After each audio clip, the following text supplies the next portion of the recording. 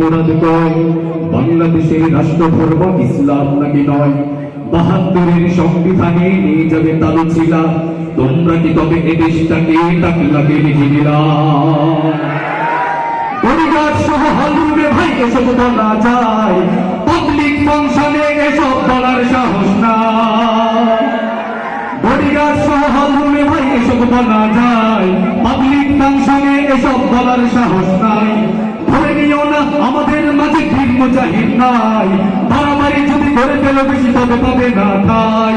ইতিহাসে দেখো তোমাদের মতো নেতাদের ইতিহাস, কারণ নমরুদ ফিরআউন বসে গেছে বহুকাল। এসব ইতিহাস জানবে কোথায় বর্ণিত কোরআন, নিজ ক্ষমতায় এসব বলো তাই পাও অপমান। নাস্তিকি তুমি, মুনাফিকি তুমি, তোমাদের নাই ঈমান, ক্ষমতার মুখে পড়ে গিয়ে আজ হয়ে গেছো বেঈমান। তোমাদের মতো ধর্মদ্রোহী অন্তরে থাকে ভয়।